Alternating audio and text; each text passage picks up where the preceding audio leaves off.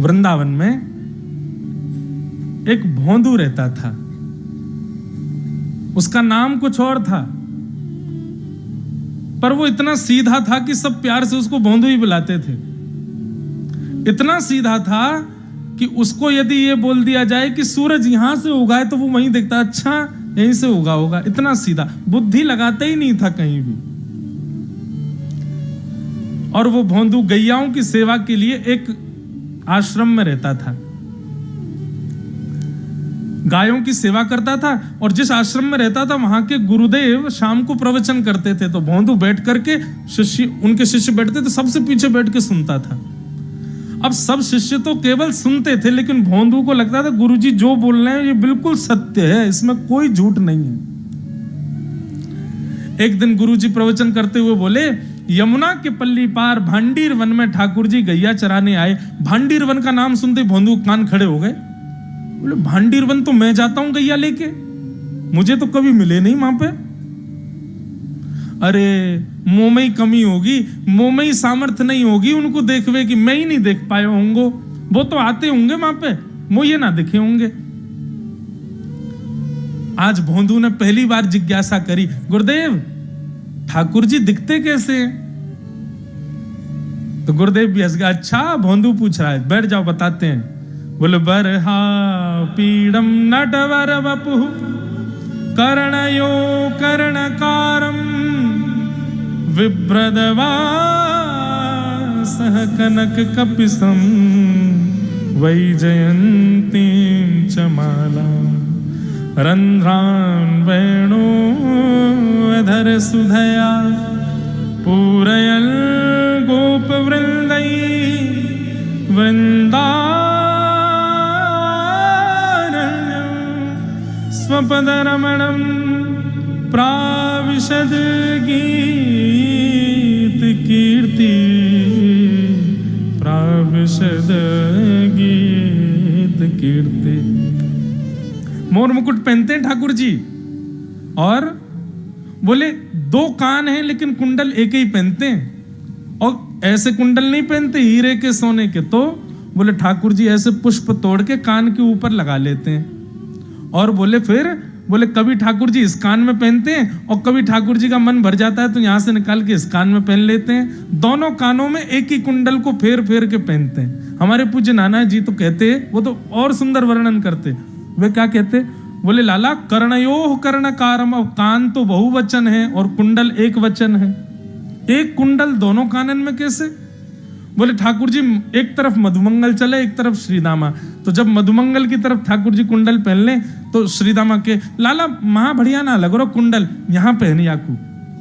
सो ठाकुर जी ऐसे निकाल के नहीं पहनते हैं, ठाकुर जी की चाल ऐसी मदमस्त है, निकाल करके उछालते हैं ऊपर, और यूं कान करें तो सीधो आके यहीं लगे वो पुष्प। और फिर सब ग्वाल बाल ताला बजामा जय हो लाला जय हो लाला। फिर नेक दूर चलते हुए ठाकुर जी फिर निकालें और फिर उछालें, फिर यहाँ पर रखें। फिर ठाकुर जी की देखा देखी मधुमंगल श्रीदामा भी उछालें, कोई के सिर पे जावे, कोई की नाक पे जावे, कोई नीचे गिर जाए, कान में नहीं आवे।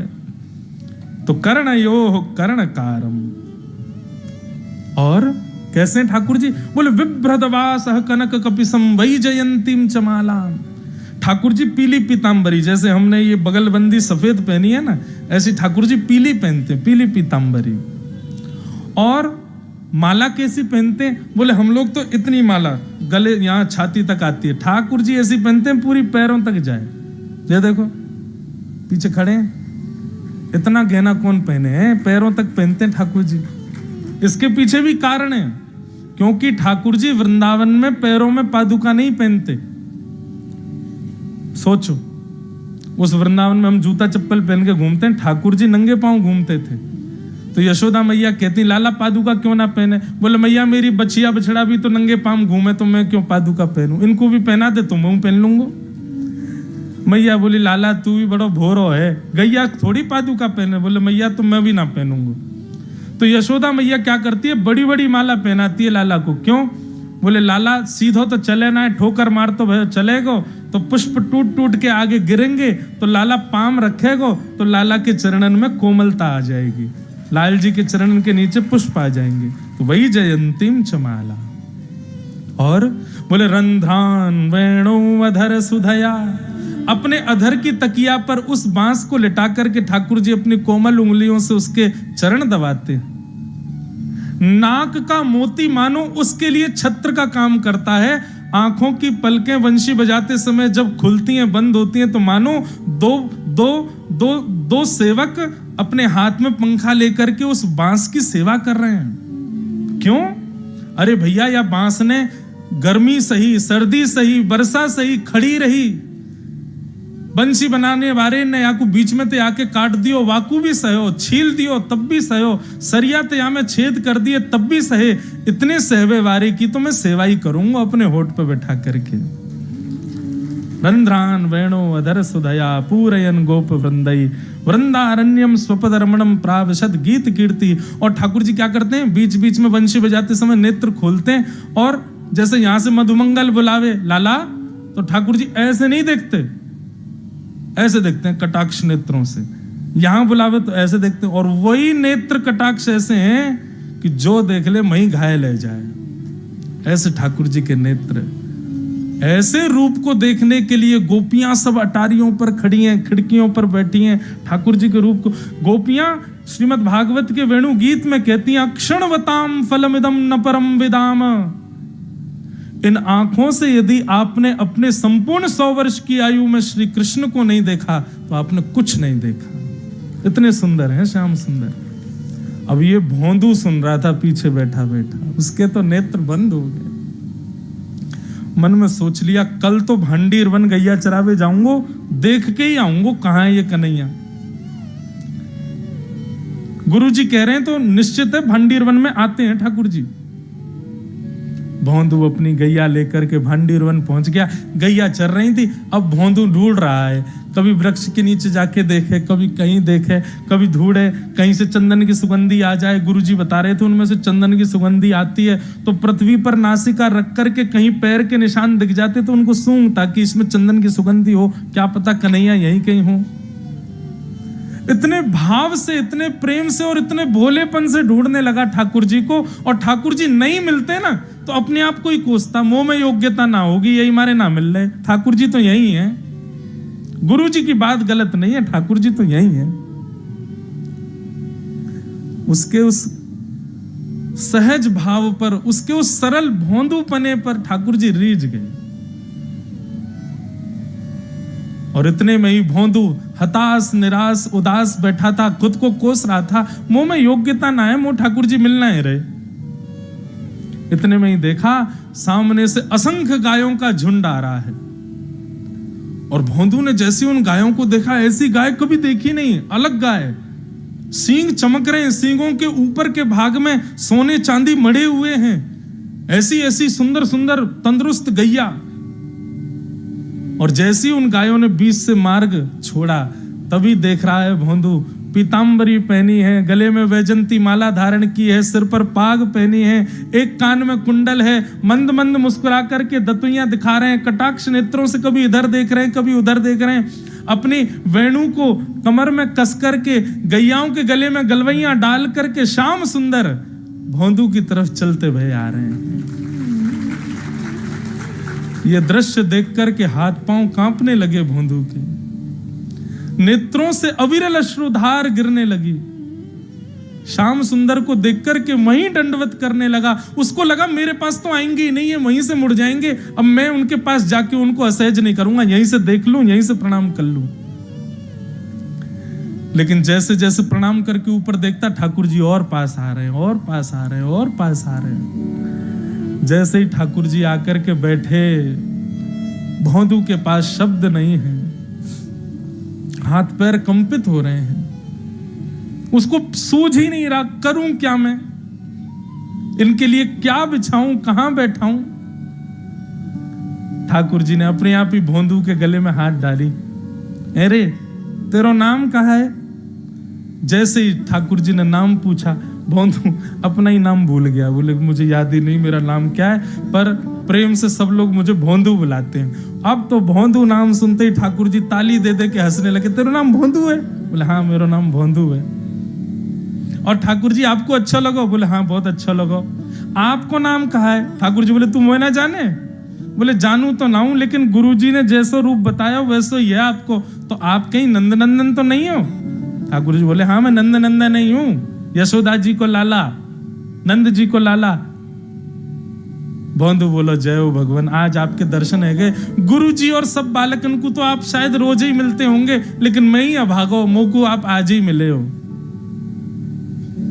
ठाकुर जी बोले अब चल बात मत बनावे, जल्दी कछु खवा, मुंह को भूख लग रही है। भोंदू एक कपड़े में रोटी बांध के उसमें मिर्च और गुड़ रख करके लेके गया। 2 रोटी थी। भोंदू ने जैसी खोली, एक रोटी ठाकुर जी के सामने धर दी, एक अपने पास रख ली। बोले मैं भी तो खाऊंगा। ठाकुर जी ने बढ़िया रोटी ऐसे घुमाई और प्रेम से गुड़ खामे और रोटी पान लगे प्रेम से, और ठाकुर जी तो चप चप करके नेक देर में पा गए। भोंदू तो भूल ही गयो, मुँह खानो भी वो ठाकुर जी को ही देख रहा है। ठाकुर जी बोले और जोर की भूख लगी, ला अपनी रोटी दे दे। भोंदू बोलो मोह को भी भूख लगी है। बोले अच्छा चल आधी आधी खा ले, या मैं आधी तू खा ले आधी मैं खा लूं, दोनों खा लिए। कल तो नेक्स्ट से ज्यादा सी रोटी ले आइयो, भूख ज्यादा लगे, और सुन यही समय आइयो, मिलूंगा कल भी तोते। ठाकुर जी अपने मार्ग पर चले गए। भोंदू इतना प्रसन्न है, बोले आज मुझको ठाकुर जी मिल गए। लौट करके आया, गायों को यथावत बांध दिया, हाथ पांव धो के गैयाओं की सानी करी। गुरुदेव के प्रवचन का समय हो गया। भोंदू पीछे जाके बैठ गया, नेत्रों से बस आंसू ही आंसू निकलते जा रहे हैं। अपने गुरुदेव को प्रणाम करे, इनकी कृपा से ठाकुर जी मिले। उसने किसी को नहीं बताया, उसको लगा सबको ही मिलते हैं भगवान, मुझे ही मिले हैं बहुत दिन बाद। दूसरे दिन भोंदू खूब सारी सामग्री रसोई घर में इकट्ठा करके जाने लगा। किसी ने जाके गुरुदेव से कह दिया कि भोंदू बहुत सारी सामग्री ले जा रहा है। गुरुदेव ने जाके कही भोंदू इतनी सामग्री ले जा रहा हो भैया, वो भंडारो करेगो का? नहीं गुरुजी भंडारो तो नहीं करूंगा, वो नंद नंदन नाम है, वो यशोदा नंदन मदन मोहन, वो अपनी गैया चरा के आए, कल भी आए, मेरी रोटी खा गए, मैं भूखो ही रहेगा कल। या हमारे ज्यादा सी ले जा रहा हूं, बेचारे बहुत भूखे आए कल, कि उनको पेट भर जाएगा, मैं भी पा लूंगा, या हमारे गुरुजी आज ज्यादा सामग्री ले जा रहा हूं। गुरुदेव ने मन में सोचा ये बात कोई और कहे तो अविश्वास किया जा सकता है, लेकिन भोंदू झूठ नहीं बोलता।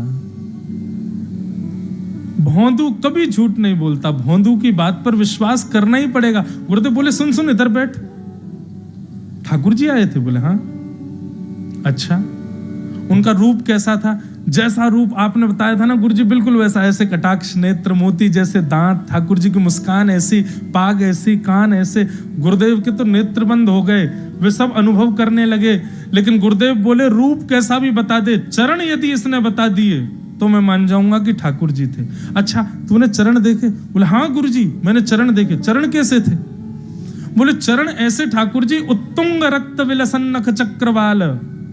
ठाकुर जी के चरण जब वो चल करके आगे बढ़ते हैं ना तो चिन्ह बन जाते हैं। कहीं ध्वजा बनी थी, कहीं शंख बना था, कहीं कुछ बना था। और उनके जो नखून है ना, उनमें से ऐसा लगता है मानो जैसे कोमल का पराग हो, कमल का पराग हो। और चरणों का रंग कैसा, जैसे मानो जैसे गुरुदेव कमल होता है ना, कमल की आकृति, ऐसे ठाकुर जी के चरण। जब चरण का यथावत वर्णन भोंदू ने कर दिया, गुरुदेव समझ गए, बोले निश्चित ठाकुर जी आते। नहीं तो भोंदू कहां जाने, इतनी बुद्धि नहीं है उस पे कि वो इतना सब कुछ ढूंढ धाड़ के मुझे बताए। भोंदू एक काम करेगा? बोले हाँ। ठाकुर जी आएंगे तो तेरे सखा बन गए? बोले हाँ। तो उनको लेकर के आश्रम आ जा, यहां पे आ जा। भोंदू बोला कि इतने योग्य बालक हैं, लेकिन ठाकुर जी ने किसी से नहीं कही, मुझसे कही है। अगर मैंने ये काम नहीं किया तो मेरा जीवन व्यर्थ है। भोंदू को लगा ठाकुर जी सबसे ही मिलते हैं, गुरु जी किसी से भी कह के बुलवा लेते, मुझको काम दिया। भोंदू ने तो उसको अपने हृदय में ले लिया, अब ये काम मुझे करना है। बोले गुरु जी मैं वचन दे के जा रहा हूं, ठाकुर जी को मैं लेके आऊंगा। जा बेटा। भोंदू वन में चला गया। अब तो उसको मिलने की भी एक्साइटमेंट नहीं है और कोई उसके मन में भाव ही नहीं है, उसको ये है बस ठाकुर जी को मैं ले जाऊं। जा करके बैठा, ठाकुर जी अपनी गैया चराते भये, बढ़िया सुंदर एक डंडा पर हाथ टांगे भये ठाकुर जी आए। रूप देख करके फिर से भावुक हो गया भोंदू। ठाकुर जी आकर के बैठ गए। बोले चल जल्दी निकाल रोटी, भूख लगी है मुंह को। भोंदू सजाता जा रहा है, थाली ठाकुर जी को देता जा रहा है। बोले जय जय, एक प्रार्थना करूं? बोले करो। आप मेरे संग मेरे सखाओ ना आप? बोले हाँ तेरो सखाऊं, तो मेरी बात मानोगे? बोले कहा, आप मेरे संग आश्रम चलो गुरु जी के पास। ठाकुर जी रोटी पाते जा रहे, ठाकुर जी ने अनसुनी कर दी बात। बोले जय जय कछु कहो ना, आप चलोगे ना? ठाकुर जी बोले हम तेरे सखा हैं, तेरे गुरु जी के सखा नहीं है। तू मोते मिल, तू मेरे संग खा, तू मेरे संग रहे, तू कछु कर, तो कुछ सब अधिकार है, लेकिन ये हम गुरु जी ते मिल बातें मिल ये सब हम नहीं करेंगे। हम बस तेरे सखाएं, तो ये जाने और कोई ये ना जाने। ए जय जय ऐसे मत कहो ना, वे नहीं बताते तो मैं तो आपको देख ही नहीं पाता, मैं तो आपको जानता ही ना हूं। उनने ही तो मुझको बताई कि आप भांडीर बनाते हो, आपका रूप ऐसा है, उनने कृपा करके मुझको आपसे मिलवाए हो, वही हमारी मित्रता के मूल आधार है, उनसे तो मिलवे चलो ना। ठाकुर जी बोले देख ज्यादा जिद मत करे, हमने तो उसे एक बार कह दी हम नहीं जाएंगे नहीं जाएंगे नहीं जाएंगे। ठाकुर जी रोटी पा रहे थे तो भोंदू ने हाथ से रोटी और छनाई, बोले ये भी दो, ये भी गुरु जी की है, लाओ ये मिर्च गुड़ सब दो, ये सब गुरु जी को, ये भी मत खाओ। और सुनो, यदि हमारे गुरु जी से आपको प्रेम नहीं है तो हमको आपसे प्रेम नहीं है। कल ते अपनी गैयान को लेके कहीं और चरावे जाओ, होंगे तुम नंद नंदन अपने गांव के, मेरे गुरुजी के पास नहीं जाओगे। और सुनो, ये मुंह में जो रोटी रखी जाओ को उगल आओ, ये भी गुरुजी की रसोई में बनी है, हमारे गुरुजी से नहीं मिलेंगे। ठाकुर जी बोले अरे भोंदू ने रुक तो, नहीं नहीं नहीं अब तो मैं सुनूंगा ही नहीं, आपने ऐसे कैसे कह दी नहीं जाएंगे, 3 बार नहीं जाएंगे नहीं जाएंगे। और ये भांडीरवन मेरो है, मैं यहाँ गैया चरावे आऊं, कल से अगर तुम और तुम्हारी गैया दिख गई मुंह को तो तुम्हारी गैया को लेके मैं चलो जाऊंगा आश्रम, फिर तुम्हारी मैया बाबा तुमको मारेंगे। ठाकुर जी बोले अरे भोंदू इतना नाराज? बोले यदि मुंह से मित्रता रखनी है तो मुंह को वचन देना पड़ेगा कि आप आश्रम चलोगे, और अगर आपने फिर से नहीं कही तो मैं जा रहा हूं वापस, और कभी आपको मुख नहीं देखूंगा, अपना मुख नहीं दिखाऊंगा। ठाकुर जी बोले इस मुख को देखने के लिए या संग के लिए लोग पता हो तो कितनी तपस्या करें। बोले जो तपस्या करें उनको मुबारक, तुम मुंह को ना चाहिए, मुंह ना मिलनो तुमते, मुंह कोई गरज ना पड़ रही तुमते, आज तक नहीं मिले, कल ही तो मिले हो मोते, वो भी गुरुदेव की कृपा से मिले हो, जाओ मत मिलियो, मुंह ना चाहिए तुम। ठाकुर जी बोले मैं तो ना जाऊंगा, मैं तो तेरे पास ही रहूंगा। बोले तुम मत जाओ, मैं जा रहा हूं। बंधु ने अपने सब सामान उठाए, गैया वैया उठाई, हाँकता हुआ गैयाओं को लेके जाने लगा वापस। ठाकुर जी के नेत्र सजल हो गए। भोंदू, ठाकुर जी पुकार रहे हैं भोंदू को, मानो जैसे त्रिलोकी लेके जा रहा है वो ठाकुर जी की, जैसे मानो पूरा ऐश्वर्य ठाकुर जी का ले जा रहा हो। अरे भोंदू ने रुक तो जा। भोंदू बोला अपना मुख भी नहीं दिखाऊंगा यदि आप नहीं चलोगे तो। भोंदू थोड़ी दूर गया, ठाकुर जी को लगी वापस आ जाएगा, थोड़ी और दूर गया, लगा अब आ जाएगा, लेकिन जब भोंदू दिखना बंद हो गया हमारे ठाकुर जी विचलित हो गए, दौड़े भोंदू की तरफ, गैया चराता हुआ वापस जा रहा था अपने आश्रम। ठाकुर जी दौड़ करके गए और जाकर के भोंदू के पिद्दी पे चढ़ गए। पिद्दी समझते हैं, ये कंधे पर चढ़ जाना, इसको ब्रज भाषा में कहते हैं पिद्दी पे चढ़ना। ठाकुर जी जाकर के पीछे से कंधा पे चढ़ गए, पाम से पेट पकड़ लिया और हाथन से बोले ले चल अपने गुरुदेव के पास, चलूंगा तू जहां कहेगो, लेकिन तो दूर नहीं जान दूंगा। और भोंदू ठाकुर जी को ऐसे ऊपर चढ़ा करके गैयाओं के साथ लेकर के आश्रम जा रहा है। गैयाओं ने जैसे ही आश्रम में प्रवेश किया, गुरुदेव आकर के खड़े हो गए और मन में बस विचार कर रहे थे, हाथ पांव कांप रहे थे, बोले ठाकुर जी आएंगे कि नहीं। और जैसे ही गायों का समूह भीतर प्रवेश हुआ, इतने में ही भोंदू आया और तभी देखा भोंदू के पिद्दी पर ठाकुर जी टंगे भय आ रहे हैं। ये दृश्य देखते ही गुरुदेव मूर्छित होके गिर पड़े। वही जैसे तैसे होश में आए, होश में आकर के जैसे ही ठाकुर जी को देखा, सिंहासन पर भगवान बैठे हैं जहां गुरुदेव बैठते थे और भोंदू उनके बगल में बैठा है। आज गुरुदेव ने जाकर के पहले भोंदू को प्रणाम किया, बोले जय हो, धन्य है। इतनी तपस्या की, इतना भजन किया, घर परिवार त्याग दिया, वैराग्य त्याग सब हमारे जीवन में, तब भी ठाकुर जी नहीं मिले। लेकिन वारे भोंदू, तेरी सरलता, तेरी सहजता, तेरा ये निर्मल भाव कि ठाकुर जी तेरे अधीन होके यहां आश्रम तक चले आए। ये बंधुओं, ये मनगणंत कथा नहीं है, ये वास्तविक सत्य घटना है वृंदावन की। और ठाकुर जी सदा के लिए भोंदू के संग रहने लगे। और फिर कुछ समय बाद भोंदू गैया चराता हुआ भांडीर वन गया और फिर कभी लौट करके नहीं आया, ठाकुर जी के संग ही प्रस्थान कर गया।